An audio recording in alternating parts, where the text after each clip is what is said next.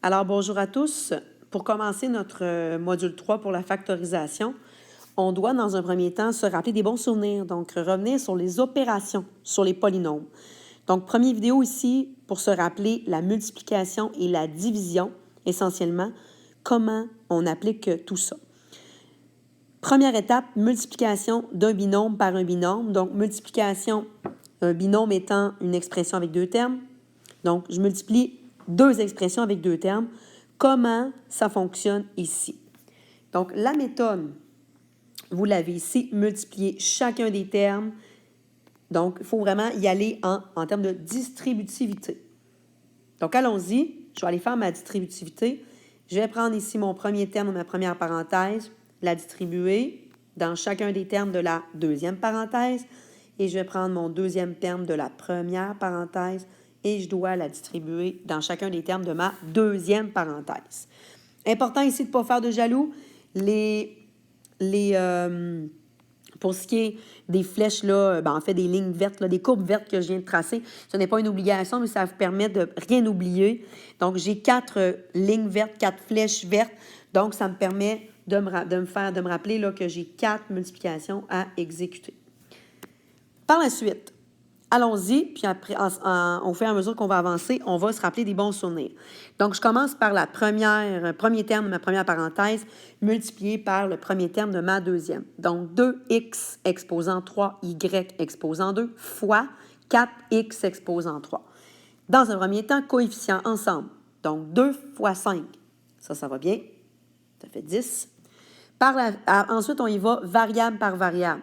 X exposant 3 fois X exposant 3. Attention ici, rappel, quand on multiplie des termes, on additionne les exposants des mêmes variables. Important.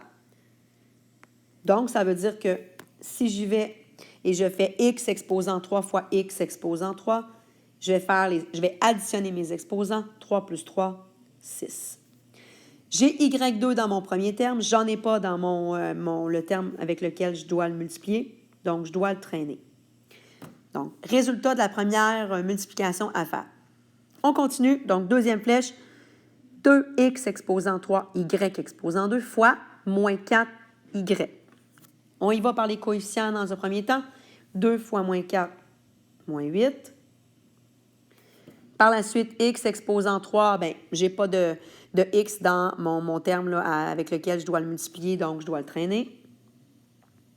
Et même chose pour, pas même chose, pour le y, on a y exposant 2 fois y exposant 1.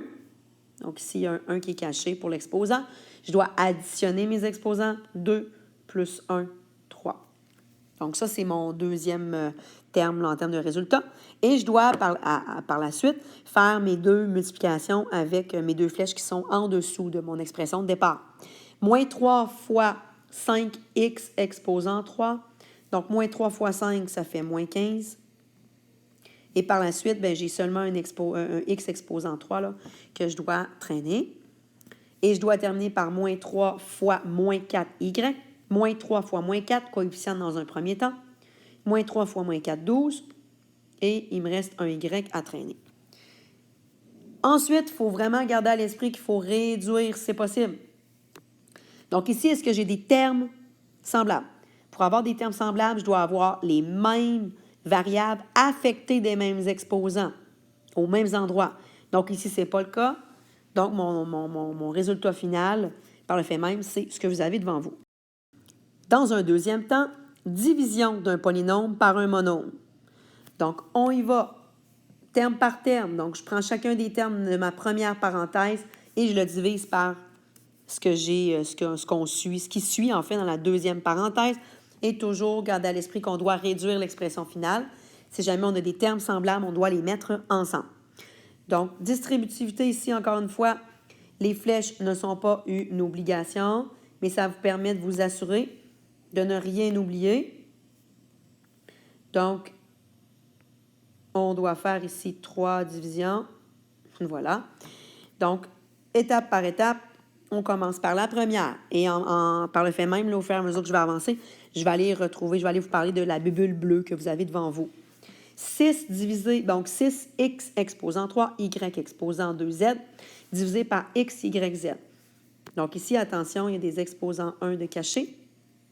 Gardez ça à l'esprit. Et il y a aussi un coefficient de 1 aussi qui est caché. J'y vais dans un premier temps par les coefficients. 6 divisé par 1, 6. X exposant 3 divisé par x exposant 1. Bien là, on doit se rappeler des bons souvenirs. Donc, quand on divise, on doit soustraire les exposants des mêmes variables. Donc, x exposant 3 divisé par x exposant 1, je dois soustraire mes exposants 3 moins 1, 2. Y exposant 2 divisé par y, je soustrais mes exposants 2 moins 1, 1. Ici, vous pouvez l'écrire, l'exposant 1 ou non, à votre guise. Et z divisé par z, z exposant 1 divisé par z exposant 1, ça fait z exposant 0, en fait, parce qu'on fait 1 moins 1, 0. Et z exposant 0, ça fait 1. Je pourrais écrire fois 1, mais en fait, ici, on alourdirait là, la chose, donc pas nécessaire de l'écrire ici. Deuxième division, 3x au carré z au carré divisé par x, y, z. Donc, encore une fois, 3 divisé par 1, 3. X exposant 2 divisé par x exposant 1. Je soustrais mes exposants. 2 moins 1, 1. Ici, il n'y a pas de y dans mon deuxième terme. Par contre, j'en ai un ici. Donc, je me retrouve à diviser par y. Et z exposant 2 divisé par z exposant 1. Donc, z, pour ce qui est de l'exposant, je soustrais 2 moins 1, 1. Encore une fois, l'exposant 1, vous pouvez oui ou non l'indiquer. Il me reste ma dernière division à faire. Donc, je prends mon troisième terme, puis je dois le diviser par x, y, z. Donc, j'ai un 1, encore une fois, de caché ici. Moins 1 divisé par 1, ça fait moins 1. X divisé par x, ça s'annule. Y divisé par y, ça s'annule. Et z divisé par z, ça s'annule. Donc, je me retrouve seulement à avoir moins 1. Avant de penser qu'on a terminé, vérifiez-vous, validez-vous. Est-ce que j'ai des termes semblables là-dedans? Donc, est-ce que j'ai des termes qui ont les mêmes variables affectées des mêmes exposants? Ici, non. Donc, ma réponse finale ici est ce que vous avez devant vous.